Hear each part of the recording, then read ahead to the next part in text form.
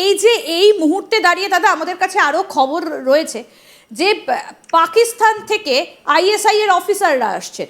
প্রশ্নটা এখানে আমাদের কাছে একদম পয়েন্টেড খবর রয়েছে যে কারা কারা এসেছেন, তারা কারা, কোন পদমর্যাদার, একেবারে ডেফিনিট খবর রয়েছে। সেই খবর আমরা দর্শকদেরকে দেখিয়েছি আগের বুলেটিনে। কিন্তু একটা কথা, এমন সময় তারা আসছেন যখন দেশে কোনো প্রধান নেই।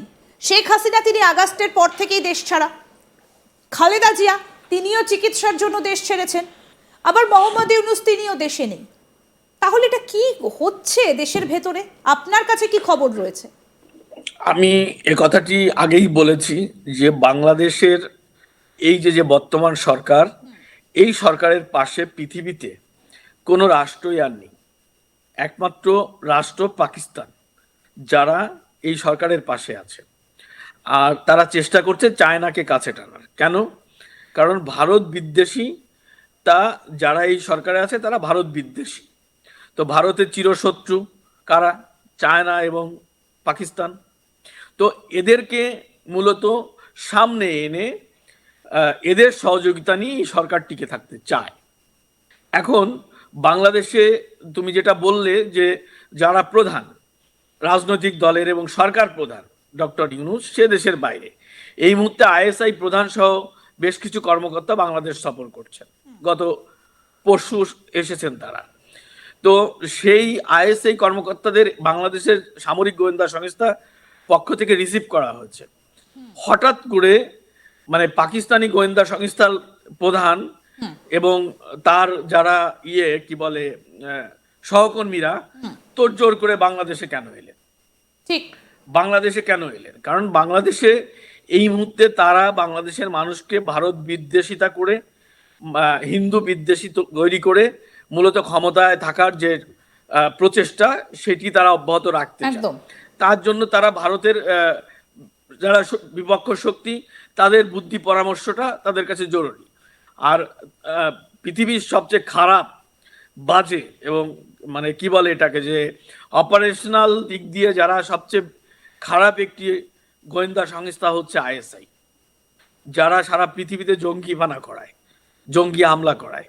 সেই আইএসআই প্রধান বাংলাদেশে এসছে, তার মানে নিশ্চয়ই তাদের কোনো ইভেন আরেকটা জিনিস তোমাকে আমি বলতে চাই এখানে, যে ভারতীয় সেনাবাহিনীর কোনো কর্মকর্তা বা আমেরিকান সেনাবাহিনীর কোনো কর্মকর্তা, সে যে লেভেলেরই হোক, তারা যদি বাংলাদেশ সফর করে, আমরা এতদিনে দেখতাম আইএসপিআর, যেটা সামরিক গোয়েন্দা সংস্থার যে মুখপাত্র অর্গানাইজেশন, সেখান থেকে বিবৃতি দেওয়া হতো যে কোন দেশের কোন অফিসার কেন বাংলাদেশে এলো। কিন্তু রিসেন্টলি বাংলাদেশের একটি সামরিক বাহিনীর দল পাকিস্তান সফর করেছে এবং সেই সফরটি ছিল গোপনীয়। সেটি আইএসপিআর থেকে সেটি কোনো রকম ব্যাখ্যা দেওয়া হয়নি, কোনো রকম বিবৃতি দেওয়া হয়নি যে কেন তারা গিয়েছিল। ঠিক সেই একই কায়দায় বাংলাদেশে কেন আইএসআই এর প্রধান এলেন, কি করছেন তারা বাংলাদেশে, এ নিয়ে কিন্তু এখন পর্যন্ত আইএসপিআর কোনো রকম, কিন্তু সূত্র মারফত যে খবরটা এসেছে তাতে নাকি বলা হয়েছে যে তারা শপিং করতে এসেছেন বাংলাদেশে। বাংলাদেশে শপিং করার মতন এই মুহূর্তে কি সেই পরিস্থিতি আছে? যদিও আপনার দেশ, প্রশ্নগুলো করতেও খুব খারাপ লাগে কারণ অর্থনৈতিক অবস্থা খুব তলানিতে, সেখানে শপিং বাংলাদেশে আসলে শপিং করার জন্য বড় মল আছে, কিন্তু দেশের যে পরিস্থিতি, সেই পরিস্থিতিতে দাঁড়িয়ে আইএসআই প্রধান পাকিস্তান থেকে বাংলাদেশে শপিং করতে এসছে, এর চেয়ে হাস্যকর কথা পৃথিবীতে আর হতে পারে না। এটা মানে এর চেয়ে বাজে কথা পৃথিবীতে হতে পারে না। মানুষ যে আইএসআই এর প্রধান বাংলাদেশে শপিং করতে এসছে, কারণ বাংলাদেশের মানুষ তো পাকিস্তানি পোশাক আশাক, বিশেষ করে পাকিস্তান আর ইন্ডিয়ার পোশাক আশাক পরেই তাদের জীবন চলে। তো আমরা বিদেশ থেকে সেটা কিভাবে আনবো? এটা কোনোভাবেই এটা না, এটা জাস্ট একটা মানে গল্প কথা।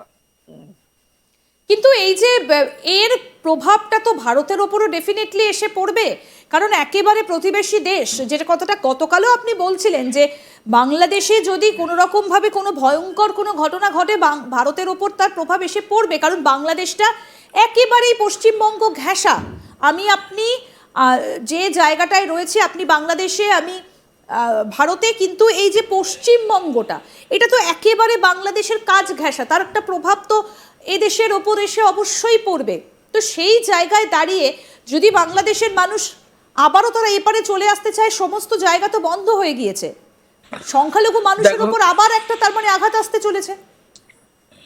দেখো প্রথমত ভারতের জন্য এটি আহ, আশঙ্কার বা উদ্বেগের কারণ, সেটি হচ্ছে আহ, বাংলাদেশে যদি আইএসআই তাদের যে প্ল্যান সেই পরিকল্পনা বাস্তবায়ন করতে পারে, তাহলে তারা প্রথম টার্গেট করবে ভারতকে। কারণ তারা দীর্ঘদিন ধরেই সেটা চেয়েছিল। 2001 থেকে 2007 সাল পর্যন্ত আমরা সেটা দেখেছি, যার প্রমাণও আমরা পেয়েছি যে বাংলাদেশের তখনকার সরকারের পৃষ্ঠপোষকতায় ভারতকে কিভাবে আহ, মানে অশান্ত করার চেষ্টা করেছে আইএসআই।